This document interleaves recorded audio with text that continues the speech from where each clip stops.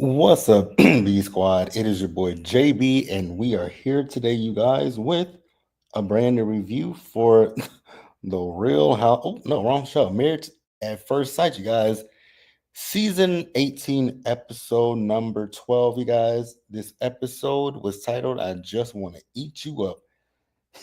Yeah, interesting title for the episode, an interesting episode indeed. Before we do get into it, you guys, if you guys are watching this video or any other on the channel and aren't subscribed yet, then I need you guys to do me a solid favor and stop taking me out on this date and having me pay for it at the end of it. You guys know the routine. You can do me that favor by liking the video, subscribing to the channel, and turning on your post notifications, you guys. And with that out of the way, without further ado, let's discuss Married at First Sight, you guys. All right, guys. So let's go ahead and get into the couple who, honestly, in this episode gave me the nothing to really talk about. Carla and Juan. And so Carla and Juan, their scene opened up, and they were at a coffee shop. And you guys know they're doing the exercise of the experts of writing a letter to their younger selves. You guys know I'm not really interested in that stuff. I get the in hindsight, I get the purpose of it, but the way that Juan reacted to it, that's why I would say I would never do it, because there are some things in my past that, yeah, I've moved from them, I've moved forward from them, I've healed from them, but I don't want to ever talk about them ever again in life. Like, there are a lot of things in there's two things in my past. One of them I choose never to speak on. I do speak on it here and there, but one of them I choose not to speak on it, and it took me a long time to get past it. Then another thing that I could talk about, it's a positive thing in my life, but then when I think about it and where I'm at currently in my life now, it'll make me cry. So that would be a whole no for me. But they did it nonetheless, right? And I'm just gonna keep it real with you guys. I wasn't listening, so I don't really know what Carla said. I do know one. He wrote three to, I think, 6 month old him, 6 year old him, and 16 year old him, right? And when he got to the 6 year old and the 16 year old, it was really this. I think it was a 6 year old where he just broke down and cried, and I was like, ugh. Again, like I said, this is why I would not participate in this. I will tell the experts that I'm just absolutely not going to do this, because that would just be a solid no for that particular reason, how Juan reacted. Because the 6 year old him, I think it was when his parents came to the US for a better future for him and his sister, but they left them behind and then came and got them. Ooh, I'm going to keep my 2 cents to myself when it comes to that whole situation. Because y'all, never mind. We ain't going there. We ain't going toward politics. We don't leave it alone. I hope everything is good with Juan and his family. Um, so then he talked about when his dad got diagnosed with prostate cancer. And I was like, wow. Again, like I said, these are things that I know for a fact that I couldn't do, but more kudos to them. But then listening to like Juan talk and listening to Alan talk in this episode, it makes me continuously sit and think, when it comes to Married at First Sight, it's like, do y'all actually have these people sit down with the therapist before they sign up to do this show? Like, because it's just very interesting to me. But neither here nor there, right? So after that, we then move on, and we see as Carla and Juan, they are back at the apartment, and they are talking about meeting. Carla's talking about the fact that she is now feeling more comfortable and ready to introduce Juan to her parents. Right now, Carla signed up for this show. Her parents didn't. So Carla lets Juan know that her parents are willing to meet him, but they don't want to be on camera. And I respect that, right? Her family didn't sign up for this. I have a lot of questions about her family. the fuck was that? Like, I have a lot of questions about her family, but I'm gonna keep my two. Again, we ain't going into the political realm, but I definitely have a lot of questions. Like, Carla, why your parents don't want to come on camera? Is it something that we should? Never mind. Cool. Good luck to you and Juan and your families. That's all I gotta say. Nothing less. Nothing. That's it. So they did go meet her parents, and that was we didn't see it. They talked about it, and that was it with those two. And then we then later see Carla as Juan is meeting up with her cousins, and he's talking about how he liked her parents, and that was pretty much all that we got with Carla and Juan. If there is anything else that I missed that you guys would like to discuss, you guys know where to leave it at in the comment section or get in the live chat, and we can discuss it there. But that's really all we got with Carla and Juan. Now let's see what couple we want to go to next. We can go to Camille and Thomas. We can go Camille and Thomas. Now, like I said previously last week about Camille and Thomas, I do like this couple, and I do think that they can make it work. The only thing that would be standing in their way would be Camille. But so far, Camille has not mentioned anything about swag, so I think we good. Because as long as she don't mention swag, then all is fine with Camille and Thomas. Like I said, I think that these two can literally make the marriage work, right? So with Camille and Thomas, we open up with them going to meet Camille's grandmother, and I think it was her brother. And they're going to her dad's home, right? So we find out that Camille is her father's oldest child, right? And her grandmother was talking about how spoiled Camille was, and that before she could talk, if she wanted anything, she would just point things out. And I was like, okay, that's cool. So then we see this little scrapbook that Camille's grandmother had from when Camille played basketball. And from what it looked like, Camille was a really great basketball player. Girl, you should have went to that. Well, how old is Camille again? I forget. Because I know the WNBA is just now becoming widely popular after so many years of them women playing in the WNBA. And never mind, shut up, JB. Shut up. But that's all we had in that first scene with them. So then after that, we see as Camille and Thomas went to go meet Thomas's biological mother. I think her name was Feeny or something like that. What I will say is Thomas looks exactly like his mother. So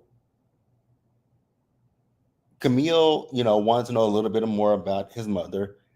And, her story is similar to my biological mother's story, because I think she said she was 16 years old and she had already had Camille and his twin brother's older sister, right?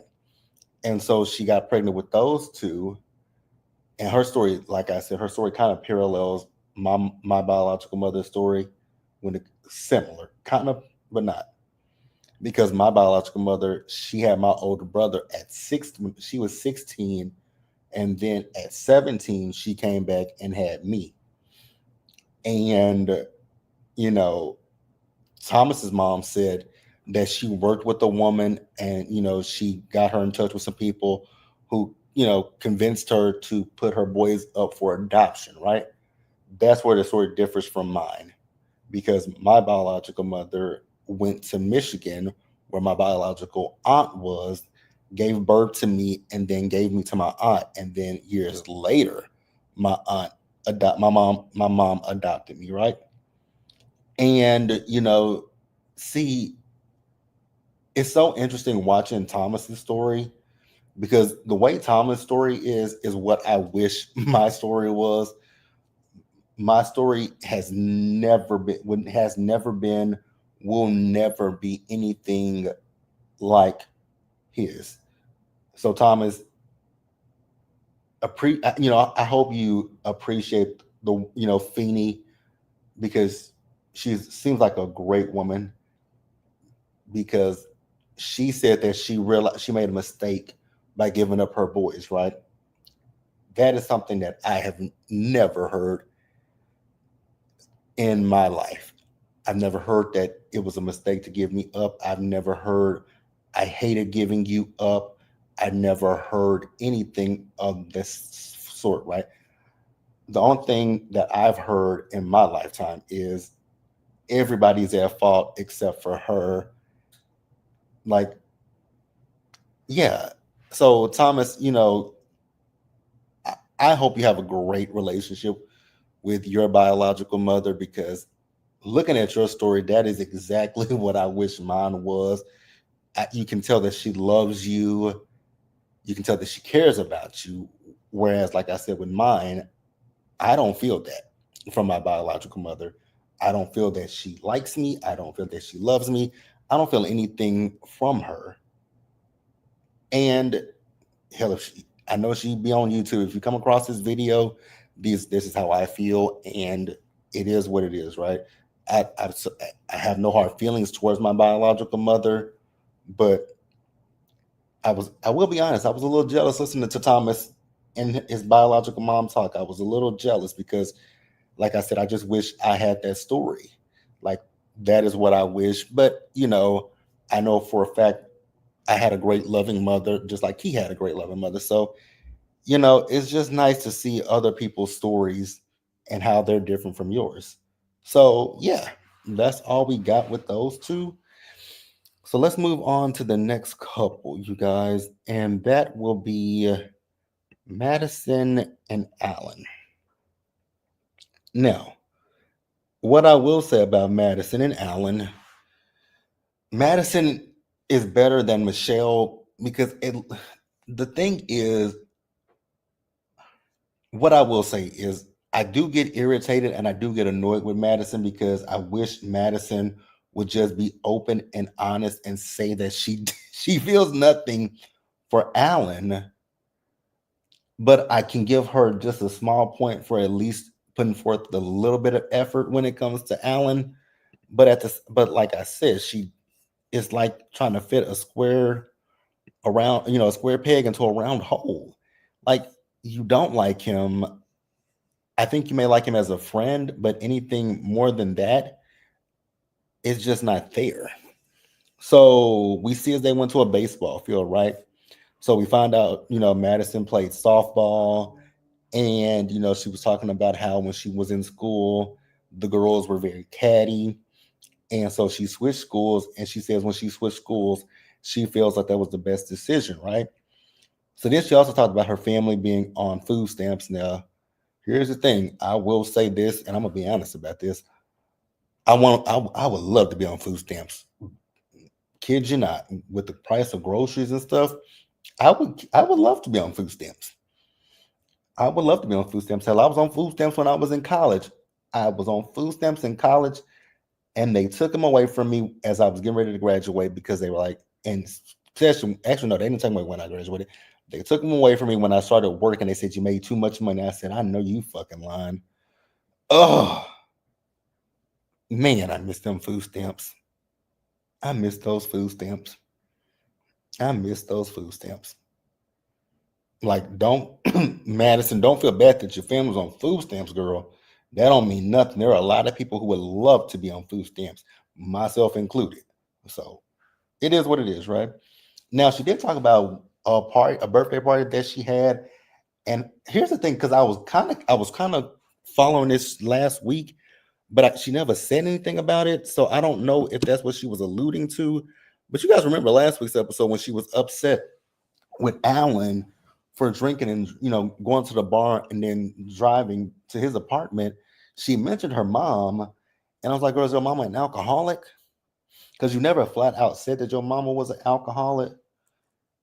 So I'm just kind of confused. But then in this episode, she was talking about at her birthday party, her mom came with her new boyfriend and embarrassed her. And I'm still asking the question: was your mama drunk? Is your mama drunk? Like, I'm just wondering. You're saying things without saying things, and then it leads people to make implications. And again, I don't know if your mom was an alcoholic, but it is what it is, right? So after that, Alan, she was talking about, about having kids. And I get where she's coming from, because sometimes when it comes to me and thinking about kids, I think about my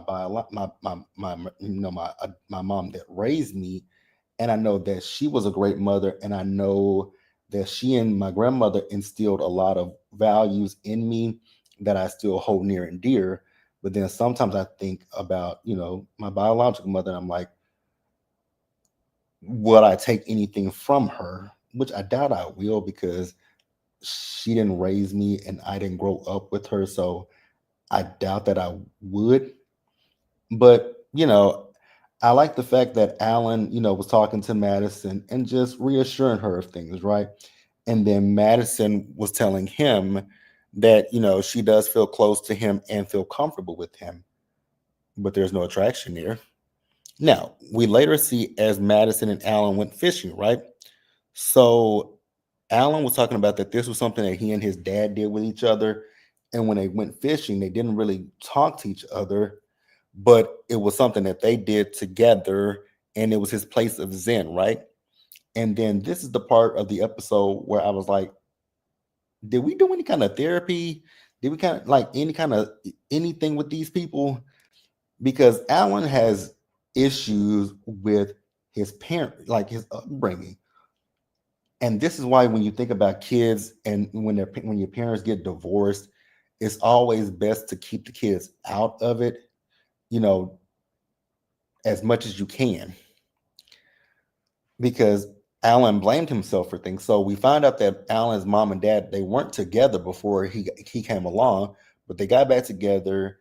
They had Alan, but then somewhere along the way, they split up from each other. There was a custody battle with each other, and it was just so much with his parents. And so Alan has now taken that on and he deals with that. And I was like, oh wow, that's terrible. That's terrible that he deals with that. And that's why I say, I wonder if like with he, especially with he and Juan, like have they sought therapy? Because I definitely do think that they both need some kind of therapy. And that's just my personal opinion. But that was really all we got with those two as well.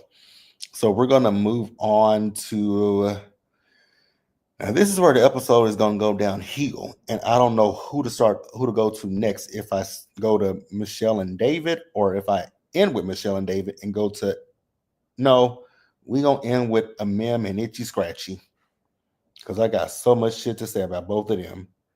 Let's talk about Michelle and David. Never thought I would say this, but in this episode, I was on Michelle's side. I was on Michelle's side in this episode because David, you're full of shit and you're lying through your teeth. So we see David and Michelle. So they're getting ready to go to her parents' home, right? And so they're in the car. We find out that the night before that he went over to Madison's and Alan's place, right? They had cooked dinner, and after that they went to a bar. Madison and Alan, y'all love a bar, don't you? Y'all love a bar. So they went to the bar, right? And what I will say about Michelle is, although I'm on your side in this episode, you do still get on my fucking nerves because you're talking about how I feel so uncomfortable here. Well, I should clear it up now in Chicago in this marriage. Michelle, go home. If you are that miserable, please do you, me, and the rest of the viewing public a favor and get a fucking divorce. Like, I am so sick of Michelle. Michelle is irritating my soul, irritating my spirit, irritating everything within me. So then Michelle brings up a text message that David has sent to her the night before, where David said, damn, you so fine. I want to eat you up. And I was like, you want to eat up Michelle? Why? And Michelle, I mean, she ain't an ugly girl, but she's so damn fine. Where we said that, I know the text message wasn't meant for Michelle. So then David comes up with this lie that he was texting his cousin because his cousin had texted him a picture of some food. I was like, so you text your cousin, damn, you so fine. I want to eat you up. That doesn't, the math don't even math with that, David. Come up with a better lie. Come up with the better lie. You could have easily said, yeah, me and when I went out with Madison and Allen, got a little drunk and got to thinking about some things, and I sent you that text message, like something of that nature. But to sit there and say that your cousin was in Chinatown, sent you a picture of some dumplings or something, and you just text her that she was the I mean, you could have said, I mean, anything, sir. You tried, and then we found out he tried to delete the text message before she saw it, and she said, "Well, too late. She already saw it." And I was like, "David, you could have come up with anything, anything. You could have said anything. I mean, anything besides what you said, because that made no sense whatsoever, sir." But Michelle said she's gonna let it go. So they get to Michelle's wherever they're going to meet her family. It was so funny when her friends that went to school with her that she met in college said that she thought Michelle was boring. Girl, she ain't. It ain't that she was boring. Michelle is boring. Michelle is annoying too. So Michelle, like I said, she didn't want to bring it up in front of her family. I'm glad she didn't, because girl, go with the hell away. So then we see as Michelle is out with one of her other friends, right? And she brought up a text message, and her and her friend both agreed that the text message was suspicious. Michelle doesn't think that the text message was for her, and I was like, you know what? I believe that.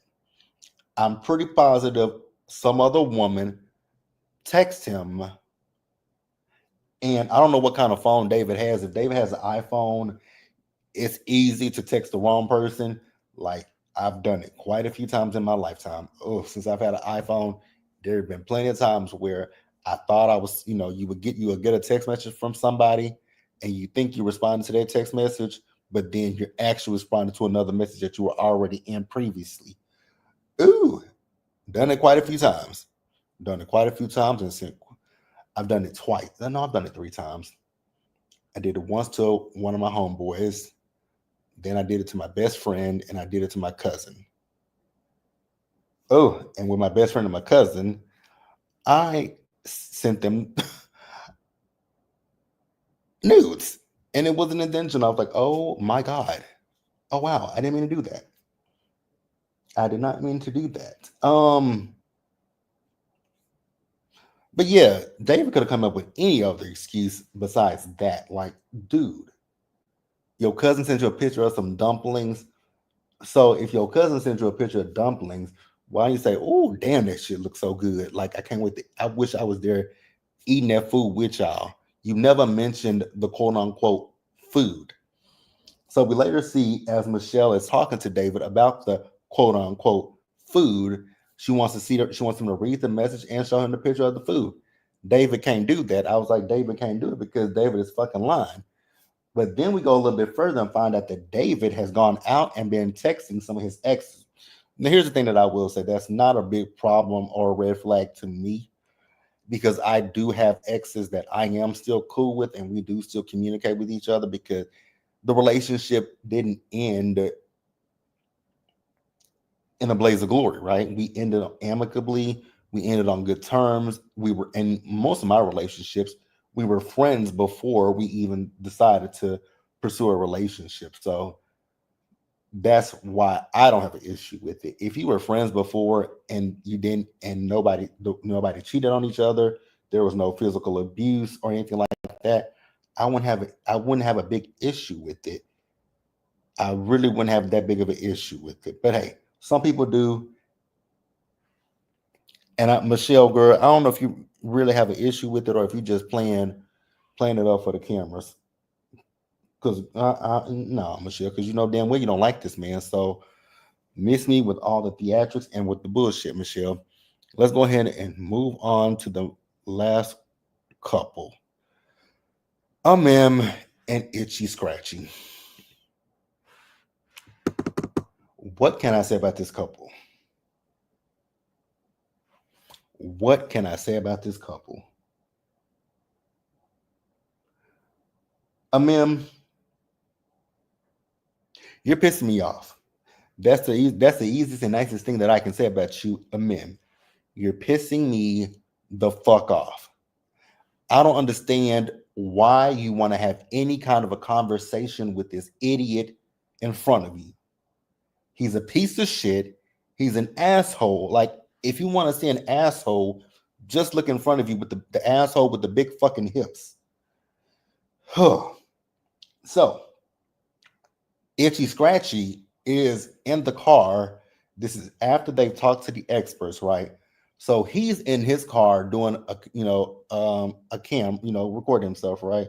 Talking about he's thought about it and he doesn't feel comfortable moving back into this apartment with a man. I really want him to go straight to the pits of hell and rot there and just engulf himself in flames. Please do me that favor, sir. So we see as Mem took her dog for a bath. I don't know who she was with. I don't know who she was with, but we see him working out with one of his friends, right? And he's telling his friend how things are so rough for him. And so his friend asked him like, "What's going on?" And his friend is like, "She's asking me these questions." And I'm so glad his friend has some common sense because obviously with this nigga, he ain't got it. He ain't got it to do. So Itchy Scratchy then goes to say, "Well, she's asking me questions, that I can't really answer the question to." And his friend was like, "Well, maybe she's just trying to get to know you since she doesn't know you." Duh. Like, no shit, Sherlock. The fuck? Like, when I tell you guys, this man grinds my gears, he irks my spirit, he chaps my ass, he does everything to me and irritates me, he infuriates me. Like, I just want to just whack his mole, like just that mole on his face. I just want to go play whack-a-mole on his face, like whack-a-mole, pop, pop, pop. He irritates me. But a mem also is irritating me at the same time, right? So Mem is talking to her friend, and she's saying that she hasn't had a conversation with him since they sat down with the experts. Count your blessings, beloved. That would be a glorious day for me. I would praise the Lord. I would stomp like Kirk Franklin. I would praise the Lord that he has not talked to me since we met up with the experts. So a mem is now rethinking if they should move back in together. Girl, you should not move back in together. Y'all should not have agreed to that with the fucking experts. You should have told Pastor Kyle and Dr. Pia to get off at the next train to hell and leave me right here in my peaceful zone away from this fool and his zoot suit. Like, fuck that. So we also found out that a mem called Itchy Scratchy to have a conversation. Why she called him to have a conversation, I do not know. In the words of Tammy from Tammy Talks, my flabber was gasted. The fuck? Like, why are you talking to this man? Why are you talking to him? I don't get it. I don't get it. I don't understand it. Like, I really truly don't. Like, if you want to talk about anybody being aggressive, it's this fool. But okay, let's keep going, right? So he told her he wants to step back on moving into the apartment. She says that she agrees, right? So then they're talking about communication. She wants to bring up the fact that he never responded to her text. He doesn't want to have a conversation about that. I was like, but that's part of the issue here. Oh God. Okay. I would have I would have broke the fourth wall. And I was like, I would have broke the fourth wall at that particular moment. I would have looked at the camera and said, somebody's playing a joke on me. Somebody go call Ashton Kutcher and get this motherfucker away from me. Like, he's playing in my face. We're talking about communication, and I'm talking to him about the fact that he didn't respond to a text message that I sent to him. He don't want to discuss it. If he don't want to discuss it, get him the fuck out of my presence. Be gone, Satan. Move thee away from me. Goodbye. Goodbye. Goodbye. Goodbye. So that was really it. He was like, "Oh, I didn't realize I left some stuff here." So he took his sandals and his air fryer. I would have threw that air fryer in the fucking trash and threw them sandals right there with them. he wouldn't have had that shit no more. Oh God, I just don't see it for this man. I don't see it for him. I don't see it for him. I don't see it for him. But then at the same token, I don't understand why a mem is doing this to herself. You're a beautiful girl. You're smart. You're intelligent. You can do so much better for him, for yourself than him. And then it's the fact that he was like, you don't make it seem like you need me. Motherfucker, she don't need you. She don't. What is there to want? What is there to need from you? Not a damn thing. When I tell you this man irks my soul, irks my spirit, he gets on my fucking nerves. I cannot stand seeing him. I cannot stomach him. I want to take these glasses and break them into smithereens. I want to just pummel all over his face. Oh God, itchy, scratchy. He annoys me. That is it, you guys. That is all. If I left anything out of this episode, you guys feel free to leave it down in the comments section below. Please subscribe to the channel, you guys. Turn on your post notifications, share the video, and until the next time, stay safe, take care of yourselves, you guys. Wash your hands, be blessed, and I'll see you guys in the next one. Bye, guys.